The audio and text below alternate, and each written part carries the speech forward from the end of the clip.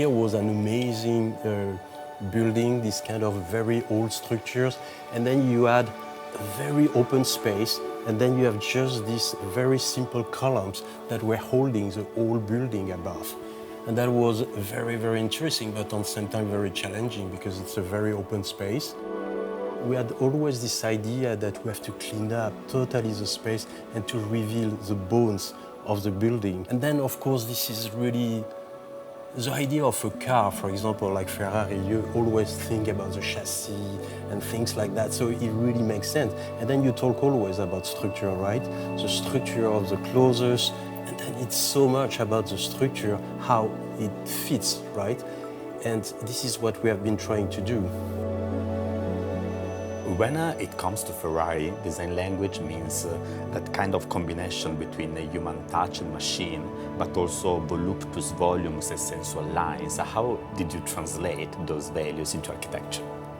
We were trying to find materials which are really speaking by themselves. Also what Pierre explained with the bones, that you feel the building and you understand what the building was, and we give it a contemporary language to it, a touch to it. By, for example, reading the ceiling, it's like just an imprint of what was existing and where we could enter, and giving more ceiling heights, designing the shapes from the existing. So you can really see on the ceiling where you have beams below and where are not. So it's really working with the building and the substance and what is there and what is not there. And at the end, you will see it as a design, but it comes from the function. And I think this is somehow you feel it. Tell me something about the usage of the color. It was one of the first questions that we had, how we integrate the color, because I mean, always when we say to someone, hey, we are working on Ferrari, they say, oh, it would be red, the store. Of course not. It's very interesting how you start to work with that. And I think with your ideas, it was this idea that is the idea of the red and not directly the red. So the rosso is like just a very discreet, like a signature line, just a little signature. It's really little touches, little details. For example, this super nice leather curtain with a seam in the middle where you can, also the detail, when you focus on, you see something special to it. And here as well, you don't see it immediately like red. You see it as a material. And on the second layer, you realize it's red. The store was conceived as a high-tech workshop, coming from Maranello and from this very contemporary and advanced approach to technology. We work on the store trying to inject this kind of feeling. Also, the journey is very beautiful, because the ground floor looks like how we want to be perceived from our community, from our people. And then there is a more intimate experience at the first floor through the atelier. The first one we are opening, that is here in London, and the basement where there are also, apart the menswear collection, also the caveau where we host our collectibles pieces.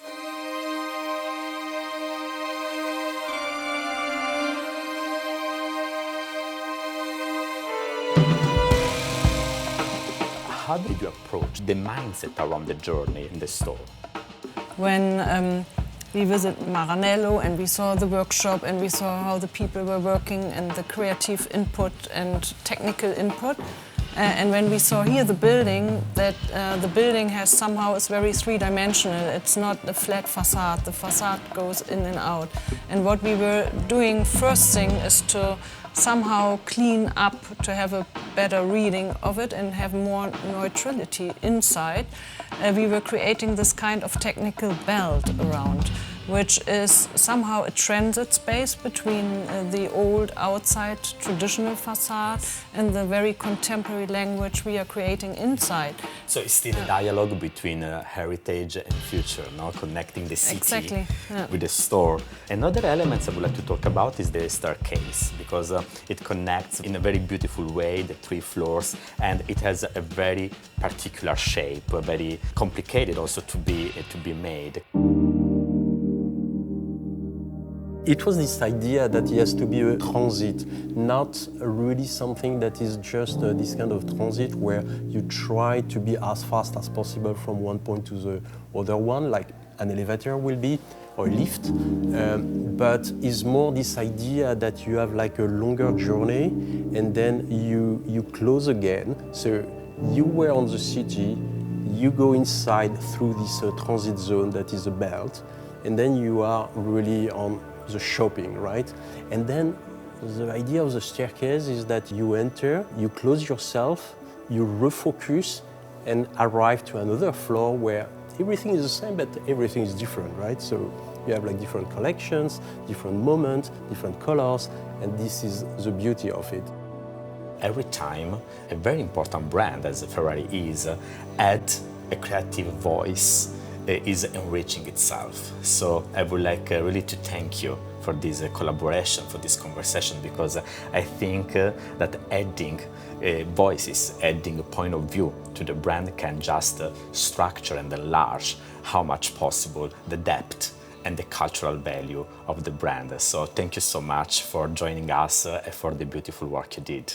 Thank you too. For us it was a big challenge and it was very nice to see now the result here. It worked out very well. Thank you.